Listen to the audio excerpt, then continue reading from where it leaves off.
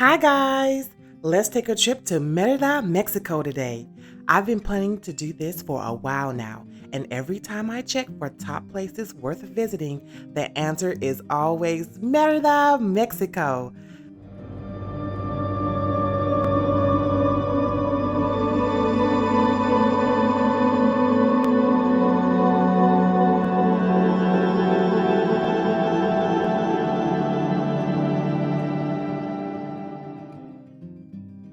The reviews online are mostly great, so with my bags packed and my ticket booked, come along with me on this 3-day trip to Mérida, Mexico. Mérida is the capital of Yucatán Peninsula, also known as the White Stone City. It's a land shrouded in culture and history, promising an exciting journey for me. I took a direct flight to the town that has an international airport. I touched down at the international airport early in the morning. I couldn't sleep due to the excitement despite being tired.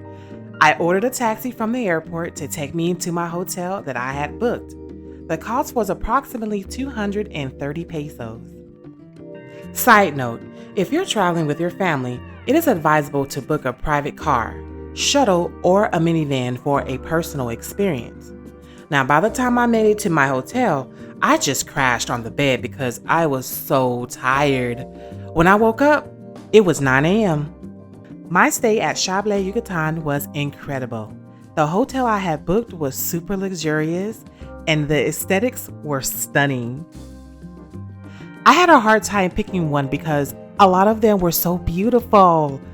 And today I am living my wildest dreams because I am currently in Chablais, the only 5-star resort here in the Yucatan.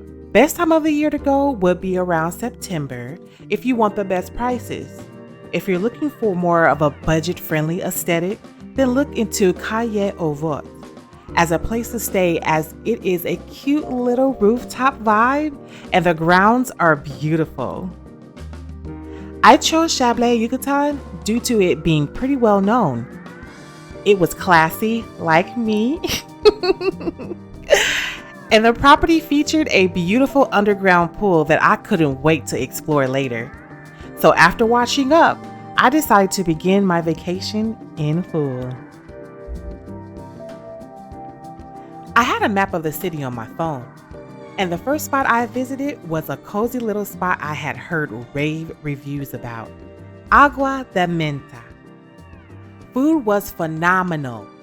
I'm a French toast girly, so I absolutely had to try. The smoothie was so fresh and tasting as well. On the subject of food, another place I recommend you go to is Maquiella Mar and Lena. The food was chef's kiss. Mwah! I wound up sending a round of beer to the kitchen, which was so fun and hilarious. After breakfast, I checked out the cenotes. They are naturally formed, deep blue water-filled sinkholes sacred to the Mayan culture. Not only were they the primary source of fresh water, but they were also used for sacrificial purposes and regarded as a portal to the afterlife. Don't worry. Nowadays, you won't find any evidence of spirits or sacrifices. Just beautiful, relaxing places to swim and escape the scorching heat. It was about an hour's drive from town to a place called Human, which was where the cenotes were. I took the bus, and for a small fee, I secured a guide who took me to the cenotes. I spent the whole afternoon swimming and enjoying the serene environment with other tourists. By the time I returned, it was already evening, but I was not tired. So I went sightseeing. I decided to visit the Cathedral de San Ildefonso. I was told that the stones used to build the cathedral were obtained from the ancient Maya temple, which existed over 100 years ago. The Cathedral of San Ildefonso is considered one of the oldest cathedrals ever built. Next to the cathedral is the Pasaje de la Revolución, which isn't a building per se, but rather a large, covered, pedestrian-only passageway. Now, the passageway is between the cathedral and McKay, the Mérida Museum of Contemporary Art. I was told to come at night when the colored lights on the ceiling were lit up. One of the best things that I discovered about Mérida is that everywhere is walkable. For distances that I could not walk, I used the bus, and the fees were cheap, ranging from 12 to 45 pesos. By the time I was done checking out the Cathedral de San Ildefonso, I was tired. All the swimming at the cenotes had finally gotten to me, so I decided to retire for the night. After having dinner, I returned to my hotel.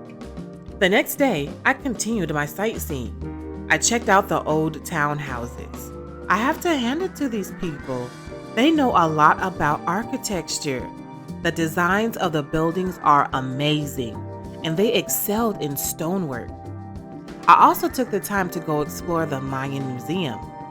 At one point, I had to buy an umbrella because of the heat, which I thought wasn't so bad. However, I wasn't accustomed to that type of heat, having come from a different weather region. So by 2 p.m., I decided to get some lunch at Tacos Dome. Y'all, I tried their tacos, and let me tell you guys,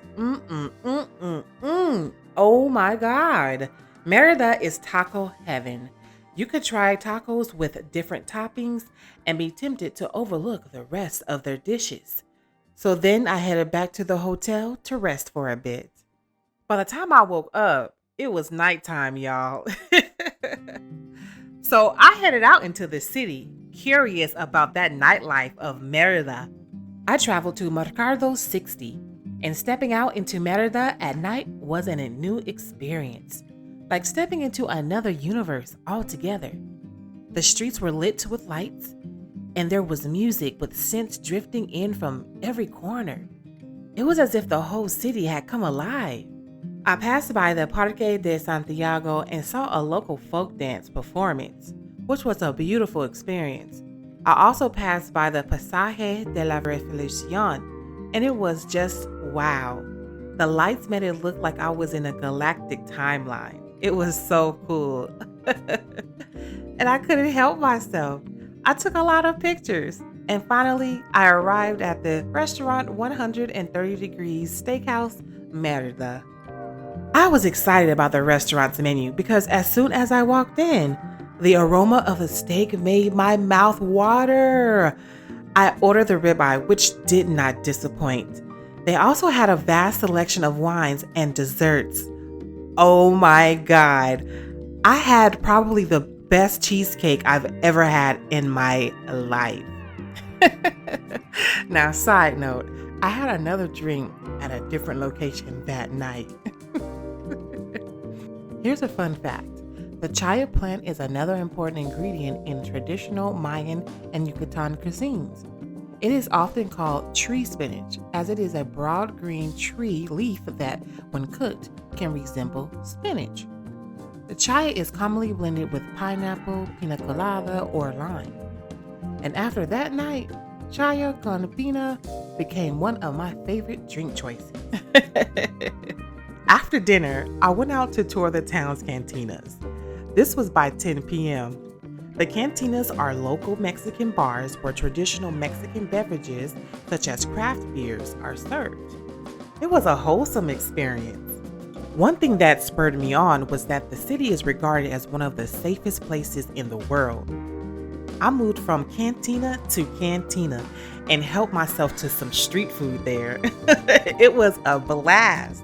I finally made it to the hotel by 1 a.m, where I slept like my life depended on it.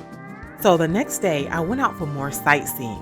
I visited places such as the Plaza Grande, Museo Casa Montejo, Palacio Canton, and the Uxmal Archaeological Institute, where I learned more about the Maya people.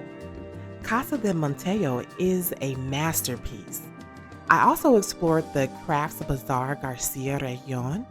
I bought some items from the locals, and I must say that the cost of living in Mérida is relatively affordable. Their food and rent are relatively inexpensive compared to where I come from, and the locals are incredibly friendly. I am so in love with Mérida right now. I feel like I could move here. However, the heat is trying to convince me otherwise. So I decided to go to a local beach to cool off. Playa Puerto Progreso looks like the most 4K quality, high def picture you could ever imagine. The water was so pretty. Blue, green, and clear? I went to relax, but this would have been the perfect place to have a picnic. Then I returned to the hotel to freshen up and visit the bar. After which I headed to town for a cooking class I had signed up for. Their food has been one of the biggest highlights of my trip. I used fresh ingredients from the local market and was taught how to make basic local dishes. I love to cook, so it was an exciting experience for me. I'm a little disappointed though. I wasn't lucky enough to catch a performance of the Polk to Polk. That's an ancient Mayan ball game performed in front of the cathedral night, but it was still overall a great day. At night, I went out for some more drinks and enjoyed Merida's nightlife. Hey! I was sad though, not gonna lie, when I had to leave Merida the next day. It's a trip I won't forget anytime soon. Maybe I'll visit again someday. I had a remarkable experience in Mérida, Mexico.